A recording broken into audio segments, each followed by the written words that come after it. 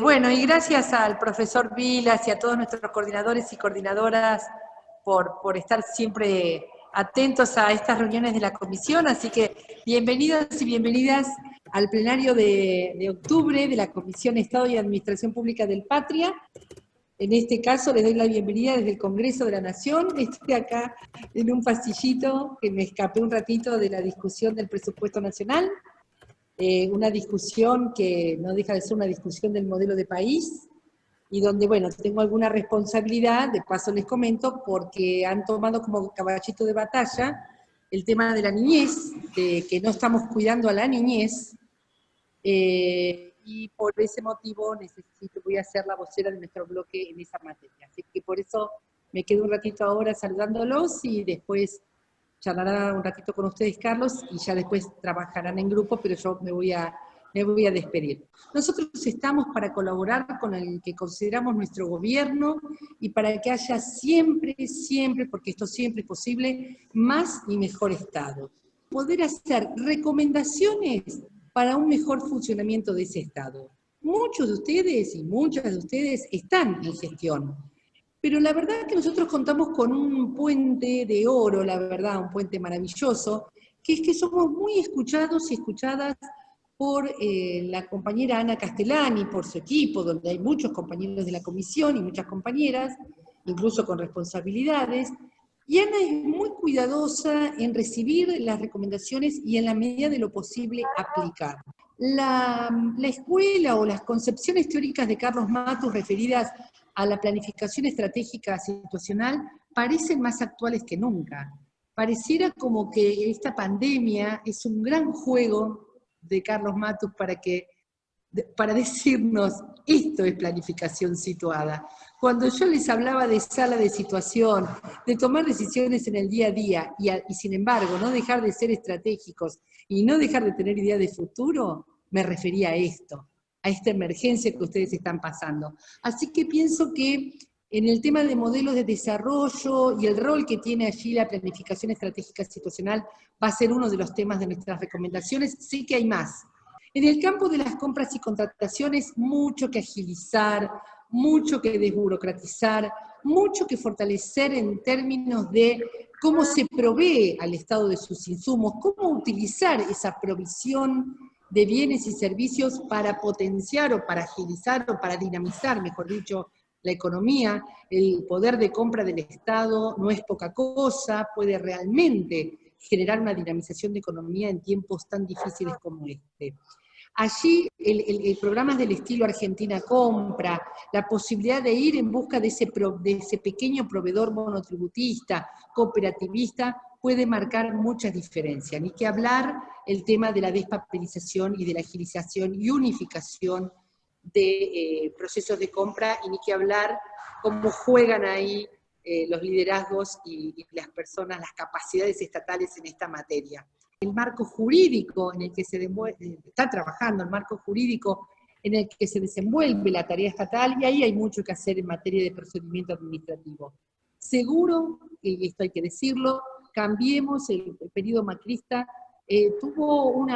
puso el foco en la despapelización, obviamente para sus intereses, o sea, para generar grandes negocios y para la privatización de los procedimientos administrativos. Nosotros entendemos que podemos ser muy ágiles, podemos despapelizar, podemos generar ventanillas únicas y podemos generar procesos intensos de desburocratización con soberanía tecnológica y con soberanía administrativa. Y le paso la palabra al profe Carlos Vilas, a nuestro querido profe, que seguramente siempre con su palabra nos ilumina e ilumina nuestra tarea. Gracias, Carlos, siempre por estar. Adelante. Bueno, gracias, Claudia. Y un gusto de volver a reencontrarme con todos y todas ustedes. Me parece excelente la advertencia tuya, Claudia, de que en estas comisiones o grupos no se trata de hacer grandes papeles. Un gran papel es un papelón. Y eso es lo que deberíamos evitar siempre como norma para todos los aspectos de la vida. Así que en nombre de los compañeros y compañeras te tomamos la palabra. trataremos de evitar los grandes papeles. Bueno, yo me tomé un poquito de demora porque estaba terminando la defensa de una tesis en la Universidad de Lanús, una tesis excelente, excelente, precisamente sobre la configuración del Estado desde abajo, es decir, desde la vida cotidiana de los pobladores de un barrio, de una ciudad del interior de la provincia de Buenos Aires. Y bueno, fue una coincidencia afortunada, porque cuando hablamos de modelo de desarrollo tenemos que hablar de este tipo de cosas.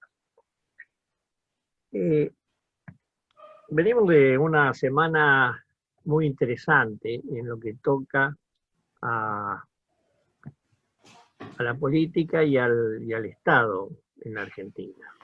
Es decir, el sábado anterior fue el 75 aniversario del 17 de octubre, que es una fecha y un acontecimiento constitutivo del Estado argentino en el presente periodo.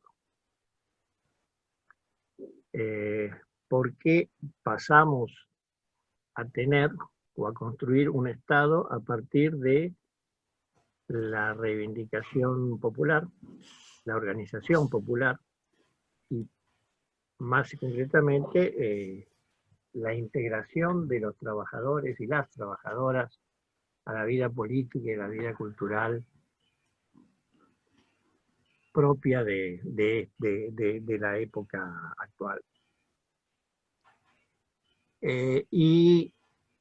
Y muy interesante lo del 17 de octubre del 2020, porque, bueno, dadas las circunstancias de la pandemia, se había optado por hacer una celebración virtual, un gran encuentro virtual en una plaza de Mayo o en un obelisco o en una plaza de congreso virtuales, donde todos podríamos ingresar, elegir los símbolos más coherentes desde nuestra perspectiva con el 17 de octubre, desde la foto de Perón y Evita hasta un choripán, llegando a las fotos de Néstor y Cristina. Y para sorpresa y frustración de todos, la cosa no funcionó. Todavía no sabemos, posiblemente nunca sabremos por qué no funcionó.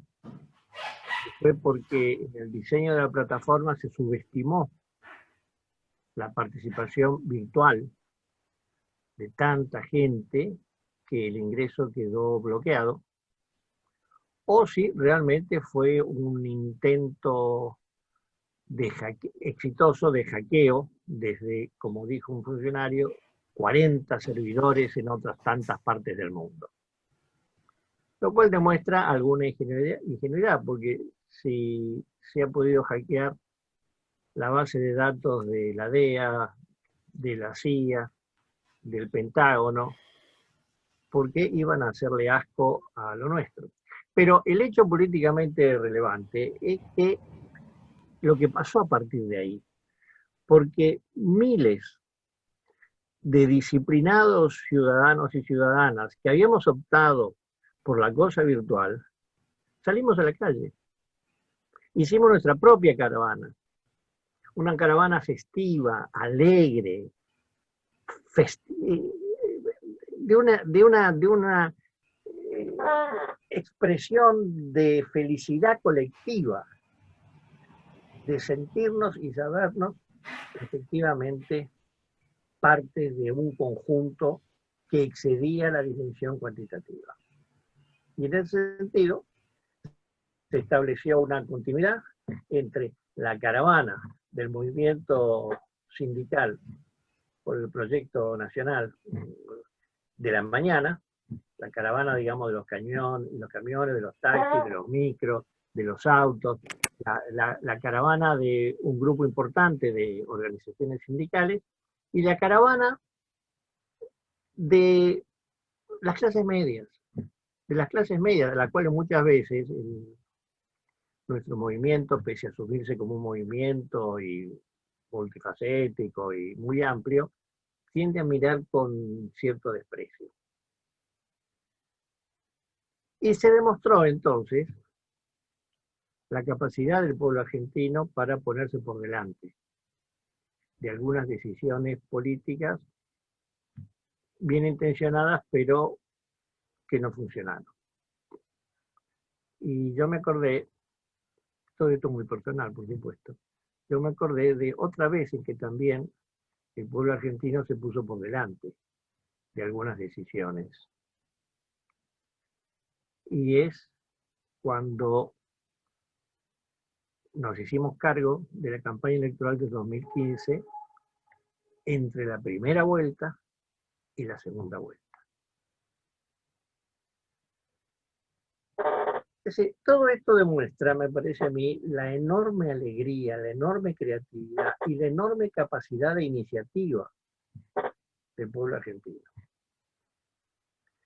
Y entonces el trabajo en materia de propuestas, proyectos, etcétera, tiene que partir de la base, me parece a mí, de este reconocimiento. No estamos afirmando nada nuevo. Y para mayor confirmación, lo de anoche, o de ayer por la tarde y la noche, otra vez en Plaza de Mayo. ¿De qué manera? Una generación prácticamente nueva, que hace 10 años, cuando Néstor murió, eran niños, eran niñas, o eran chicos de 12, 13, 14 años, que lo que aprendieron de Néstor y del kirchnerismo, de Néstor y Cristina, fue porque lo leyeron o lo escucharon de sus mayores o lo vivieron por reacción durante estos 4 años en que tuvimos que soportar el gobierno de la coalición Cambiemos. Y de nuevo el pueblo volvió a apropiarse del festejo, que no fue recordatorio formal de lo que fuimos participantes de aquellos gobiernos. No. La gente vivió eso y con la misma mezcla de tristeza, de alegría, de irreverencia que caracterizó aquel 27 de octubre del año 2010.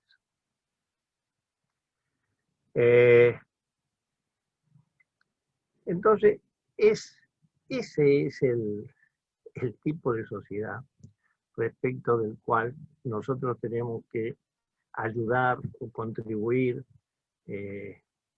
con pequeños papeles a desarrollar un Estado que no solo funcione al servicio de los grandes objetivos de la justicia social, la soberanía, el federalismo, sino un nuevo tipo de organización estatal.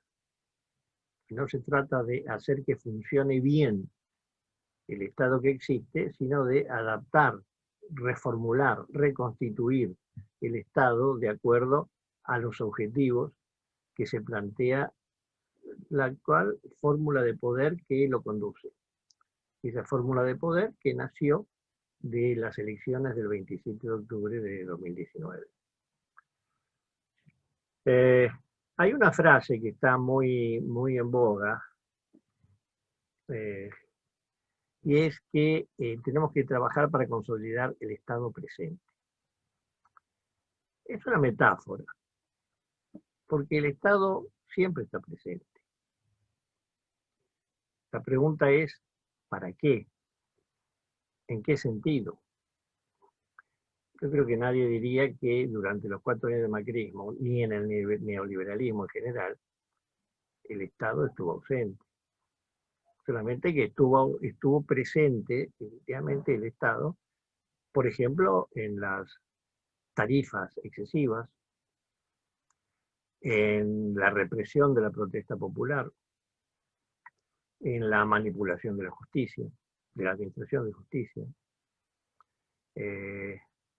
Yo personalmente durante bastante tiempo cargué con la cicatriz de 2 perdigonazos que me ligué en la protesta social contra el intento de reforma del sistema previsional. ¿Se acuerdan? Fines del 16 o principio del 17, ahí en Plaza Congreso. Y fuimos muchos, y muchos lo sacaron peor todavía. Entonces, el Estado siempre estuvo presente, el Estado siempre estuvo activo. El tema es en función de qué objetivos y de qué metas. Y nosotros tenemos que asumir en nuestro trabajo, en la comisión y en sus distintos grupos, que a partir de la voluntad popular, el Estado se orienta hacia otros objetivos, hacia otros horizontes. Con motivo del 10º aniversario de la muerte de Néstor, se repitió mucho una parte de su discurso de Asunción en el Congreso de la Asamblea Legislativa en el 2003, que dice una cosa que es muy profunda, y cuando dice, ¿por qué? ¿Por qué se inicia la etapa del cambio? Y dice, por mandato popular, por comprensión histórica y por voluntad política, esta es la hora del cambio. Es decir, mandato popular, eso es lo que votó la ciudadanía, la mayoría de la ciudadanía argentina en octubre del año pasado. No simplemente salir de Macri, también salir del macrismo, y lo que esto significa como un proyecto de dominación neoliberal que manipula el Estado en función de intereses espurios. Por comprensión histórica, porque ese es, como habría dicho el Papa Juan XXIII, cuando empezó el Concilio Vaticano II, ese es el signo de los tiempos. Y por voluntad política, porque el mandato popular puede estar, los tiempos y los vientos soplan en el sentido, pero si no hay voluntad de cambio, posiblemente todo lo otro pase de lado. Hoy existe esa voluntad de cambio. Y es un desafío enorme, pero muy lindo, que no todos, en todas las épocas existió, que no todos los académicos, intelectuales, los militantes, hemos tenido en otras épocas, el desafío de contribuir con nuestras iniciativas, con nuestras ideas, con nuestras conductas, a la recreación de un Estado a la medida no solo de las necesidades del pueblo, a la medida también de sus aspiraciones. Bueno, eso es todo. Gracias. Gracias, Carlos. Ahora, para seguir con la modalidad, yo paso al trabajo en los grupos, y si les parece, más o menos en 1 hora y 10 minutos, volvemos a reunirnos para el cierre del encuentro. Así que habilito todos los micrófonos para que puedan trabajar en los grupos. Y comienza el tema de la sesión de grupos, ¿eh?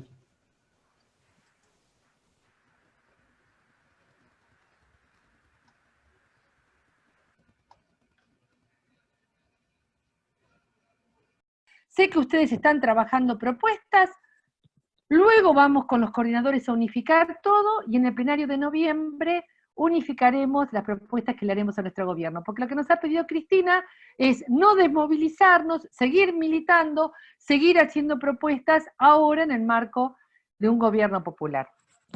No puedo dejar de comenzar estas palabras con las sombras y las luces de nuestro gobierno de esta semana, que también forman parte de cosas que seguramente tendremos que recomendar.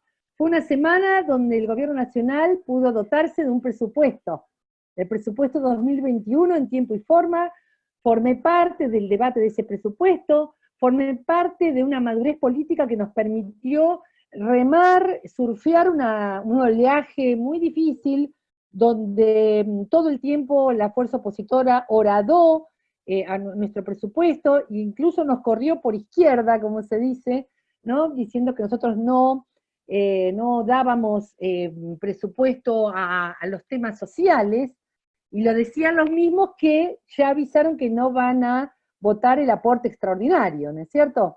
Así que hay una ponencia mía referida al presupuesto de niñez, pero vale para todas las áreas, así que creo que es una gran noticia que hayamos podido dotar a nuestro gobierno de un presupuesto. Al mismo tiempo fue una semana en la que el presidente anuncia la ampliación de la asignación universal por hijo en una alianza estratégica con las organizaciones comunitarias de niñez y juventud, a las que citó el día anterior, doy fe porque fuimos parte de las organizaciones citadas, y generando otra vez un Estado presente y distributivo que está en las mejores páginas y en las mejores prácticas de nuestros gobiernos populares. Pero también fue la semana del desalojo con prácticas que no queremos y que están en las antípodas de una seguridad democrática. El desalojo de Guernica, sobre el cual también nos hemos expresado muchos compañeros y compañeras, nos ponen las contradicciones propias del modelo de Estado que queremos, y como tenemos democracia interna y debate interno, permítanme decirles que repudio absolutamente el tipo de desalojo realizado, y en ese marco, en ese repudio no va tanto el tema de los esfuerzos enormes que hizo el gobierno de la provincia en las semanas previas, en los meses previos. No minimizo los esfuerzos tanto del gobierno provincial, y tampoco minimizo la intransigencia de los grupos políticos que constantemente corrieron el arco, sino que no creo en personalismos o en liderazgos autoproclamados desde una cartera de seguridad que luego visita canales de televisión o hace expresiones en las redes que son bastante contrarias a los enfoques de seguridad democrática. Así que esto no quiero dejar de decirlo, pero no me genera contradicciones porque, como siempre nos dice el profesor Vilas, los escenarios de gobiernos populares siempre son complejos y con disputas internas y con tensiones internas. No somos seres angelicales y puros a la hora de gobernar, y estas tensiones siempre aparecen. Y elijo quedarme en este lugar con estas tensiones, porque sería mucho más cómodo ir al purismo de las izquierdas, donde siempre es un lugar absolutamente confortable, donde siempre uno está en la oposición y nos embarra. Así que elijo embarrarme, elegimos embarrarnos y elegimos señalar aquellas cosas que no estamos de acuerdo y dar las disputas internas. En el grupo de federalismo no voy a decir nada que ustedes ya no conozcan, que es nuestra absoluta reivindicación del enfoque federal de gobierno, de los modelos federales, del sistema federal, y allí tenemos a Horacio Cao y a toda su troupe, todo su equipo, peleando por ese modelo, haciendo que se nos haga carne, tanto el enfoque federal como el enfoque local o de desarrollo local.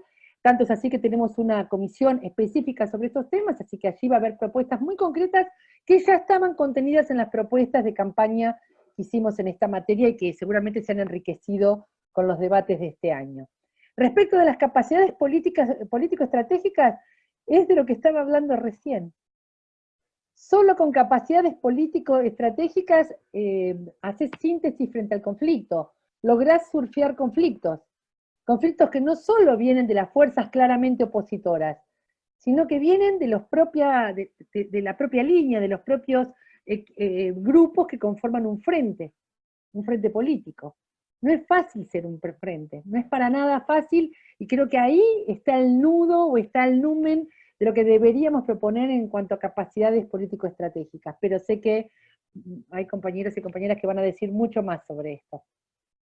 Respecto de formación, bueno, ustedes van a estar junto con Carlos Ciapina, junto con Beatricia Rodrigo y varios compañeros y compañeras charlando, y seguramente tendrán mucho que decir, pero lo que siempre insisto es que nosotros tenemos que tener soberanía en la formación. Está todo bien hacer acuerdo con las universidades, hacer alguna suerte de tercerización de la formación de los trabajadores públicos, pero los proyectos de gobierno no se tercerizan, y la formación debe dar cuenta de los proyectos de gobierno, y debe dar cuenta al mismo tiempo de una formación que es mucho más que una formación en técnicas, de administración. Es una formación que abarca prácticas, abarca la cultura, abarca ideología y cosmovisiones. Porque los compromisos con un Estado de Derecho, los compromisos con los derechos humanos, con la historia de nuestro país, con las luchas populares de este país, también tiene que estar en la formación de nuestros trabajadores y trabajadoras. Y ese programa de formación es un programa que lo tiene que diseñar soberanamente el equipo de gobierno, en conjunto seguramente con los trabajadores organizados en sus gremios. Y seguramente dando cuenta y reconociendo saberes que tienen los propios trabajadores en el Estado, reconociendo esa memoria y esos saberes y poniéndolos en circulación, porque toda agua que no circula se estanca y así tenemos los trabajadores y trabajadoras tantas veces resignados, descontentos, porque sus saberes no son puestos en juego. Y en materia de empleo público, vamos por sistemas de regularización del empleo público, por empezar a hablar de trayectorias en vez de carreras, por generar concursos que tomen en cuenta competencias éticas, competencias actitudinales y no solo los saberes técnicos, porque si no se nos va a llenar nuevamente el gobierno popular, se va a llenar de CEOs, y no es la idea, o de técnicos apolíticos, como les gusta decirse, y no es la idea. Así que mucho que trabajar en esa materia también, pero allí Beatriz Orrac, Hugo Cormick, a quien le deseamos una pronta recuperación, está con un temita de salud, y Pablo Pablo Guevara van a estar charlando de eso. Así que este era mi saludo, muy agradecida de que estén dedicando este ratito del sábado a estos temas, y vamos a dejarlo entonces a Daniel con su palabra. Muchas gracias a todas y a todos, sobre todo a Claudia y a Pablo, por permitirme decir algunas palabras también en estas propuestas para los escenarios de pandemia y pospandemia, sobre todo enmarcarlo en una coyuntura particularmente compleja y con logros del gobierno, que los ha destacado Claudia. Tener un presupuesto es una cosa muy importante. La universalización del derecho de ingreso por niño, por chico, también me parece un compromiso muy significativo.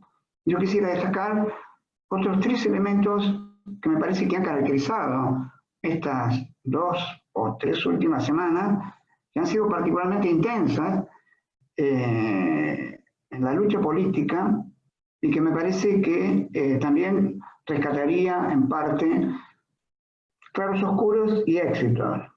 Y destaco 3. La pelea por el dólar, por la no devaluación. La segunda, la reinterpretación, en algunos casos maliciosa, o de interpretaciones disparatadas de la carta de Cristina Fernández de Kirchner. Y la tercera, la propiedad privada no está en cuestión. Me parece que son elementos de una lucha intensa en donde la oposición pone palos en la rueda, intenta generar estrategias destituyentes, sean judiciales o devaluatorias, impedir que este proceso democrático popular continúe, no salir de la crisis, una crisis también en parte, no solo por el COVID, sino provocada por ellos, y no aceptan que han perdido. Ahora bien, me parece que una cuestión político-estratégica es la lucha por no devaluar. Si quieren pelea, vamos a dar pelea, dijo el presidente. Y creo que estuvo muy bien, junto con el apoyo total al ministro Guzmán, en la decisión económica de generar una estrategia sobre el mercado de cambio que ha sido, hasta ahora, empieza a ser exitosa, dentro de una escalada devaluatoria que empezaba a ser peligrosa, que en la mayoría de los casos termina mal. Termina en corridas cambiarias, en una redistribución regresiva del ingreso en favor de los dolarizados, de los que tienen los granos o de los que toquean importaciones, de los pocos que se benefician en detrimento de los muchos. El haber bajado la cotización del dólar, del liqui contado con liqui 34 y del blue 26, es una muestra de que se puede bajar y que no se va a devaluar, Y me parece que esto va a continuar esta semana habilitando turismo vecinal para que baje el dólar blue. Y me parece que, quiero decir, la estrategia no devaluación es básica. Si el gobierno devalúa, sus posibilidades de ganar las elecciones de medio término del 2021 se debilitarían enormemente y quedaría esa sensación, ese sentido común de insatisfacción, de pérdida, de aumento de la pobreza. Así que me parece, dentro de los claros oscuros, un éxito importante en ese movimiento. El segundo, la carta de Cristina fue muy interesante porque también se dio en el marco del aniversario de la muerte de Néstor, y me parece que dio 3 certezas, que en el fondo dijo, más allá de los argumentos a veces técnicos, económicos y políticos, en la derecha hay una certeza de que en realidad hay un antiperonismo, antikirchnerismo servil en la derecha, y que en la segunda certeza hay más bien un empoderamiento de Alberto Fernández, que es el que decide, y me parece que en la última certeza apuesta en favor de iniciar un diálogo y un consenso global sobre un tema político estratégico, que es que estamos en una condición de país bimonetario. Así como, ¿no se acuerdan el libro? Sinceramente, habló del nuevo contrato social, también es un punto muy significativo, porque no es solo la restricción externa, la caída de dólares, de reserva de dólares del Banco Central, sino el hecho de ser un país bimonetario, en donde todas las transacciones importantes, inmobiliarias, se hacen en dólares, es un tema no solamente económico, sino cultural. Y es un tema que hace a la soberanía monetaria y a la sustentabilidad de un gobierno. Creo que es un tema político estratégico que a todo el país le conviene, y que hay cosas que hay que cambiar para modificar el modelo de financiarización, de especulación y de dolarización de activos y de fuga por otro modelo de producción, inversión y generación de empleo e inversión, requiere que efectivamente a través de diversas técnicas, políticas y acuerdos, el país vaya saliendo paulatinamente de su condición de país bimonetario. El tercer punto es más ambiguo en los claros oscuros, pero no dejo de extraer conclusiones también positivas. El tercer punto, yo digo, la propiedad privada no está en cuestión. Esta me parece que es la afirmación del gobierno en el manejo del tema de la tierra y del hábitat, los casos de Guernica y también de Echeverri en Entre Ríos. Y no es fácil, como decía también Claudia, porque el gobierno se buscó encerrar al gobierno tanto por derecha como por izquierda. Y el gobierno tuvo que salir de un encierro donde la derecha lo quiso llevar en que estaba en favor de las tomas de tierra, con derecho a la propiedad, en contra del derecho a la propiedad privada o las lógicas institucionales, y que es un tema muy sensible en la construcción del sentido común, en la población en general. Y me parece que no se podía dudar o quedar a medias tintas sobre el mismo. No lograron encerrarlo. Me parece que, tanto en el caso de Guernica y también en el caso de Entre Ríos, no permitieron dejar que se incendie la pradera. Redujeron, en el caso de Entre Ríos y Echeverri, como un problema de sucesión de familia rica, y a su vez el presidente destacó que la idea de Juan Grabois de buscar tierra por fuera de los conglomerados para que la gente lo explote es una idea a tener en cuenta. Planteo que no es una idea descabellada y es claro que el método, pero es claro que el método no es ocupar campos, y eso lo tiene claro también Grabois, pero en Entre Ríos es un conflicto familiar de familias ricas.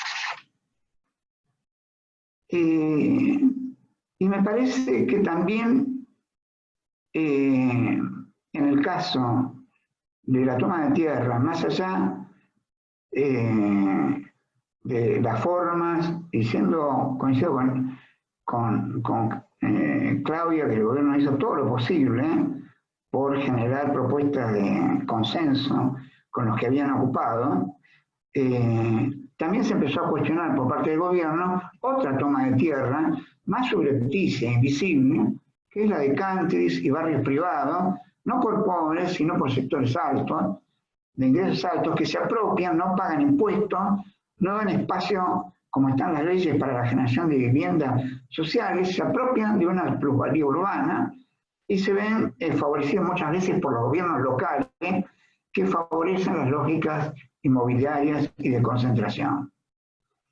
Yo creo que en estos dos casos, en este caso se actuó con una ética de responsabilidad de los resultados más que sobre una ética de los principios. De acuerdo a Max Weber, no le importa saber qué consecuencias tienen las decisiones que se toman para el conjunto de la población, de un proyecto del bien común, y la ética de los principios importa solamente sobre el hecho puntual, sin importar las consecuencias que esto puede traer para el conjunto. Entonces, creo que me parece que en estos tres hechos, con astucia, con ética y capacidad estratégica, el gobierno impidió que le hicieran pisar el palito, descolocarlo y poner palos en la rueda, y no lo ha conseguido. Y esto nos permite que vayamos acercándonos a una transición del pasaje de etapa pandémica a la pospandémica, con la próxima difusión de la vacuna masiva, cercano a fin de año, una expectativa de crecimiento de rebote alto para el 2021 y mejores condiciones de trabajo, de vida y posibilidades. Como dije, las de ir afirmando en las elecciones de medio término el proyecto de reconstruir un país en base a mayor trabajo, inversión, producción, hábitat y reducción de pobreza. Y hago coincidir esto con el tema geopolítico, estratégico también regional, porque en estas semanas también se dio una situación emancipadora que parece comenzar como a extenderse en la región, en el caso de las elecciones en Bolivia, democráticas, esta vez, digamos, del triunfo del MAS, del referéndum de Chile por una nueva constitución, por las próximas elecciones de Ecuador, donde el partido opositor, que viene del correísmo, puede ganar, muestran indicios de una América Latina insumisa, tanto al neoliberalismo como al intento de la nueva hegemonía que plantea Trump para su patio trasero. Creo que también el probable éxito de Biden en Estados Unidos sobre Trump debilitará enormemente las posibilidades de continuar el principal aliado de Trump en la región, es decir, Jair Bolsonaro en Brasil.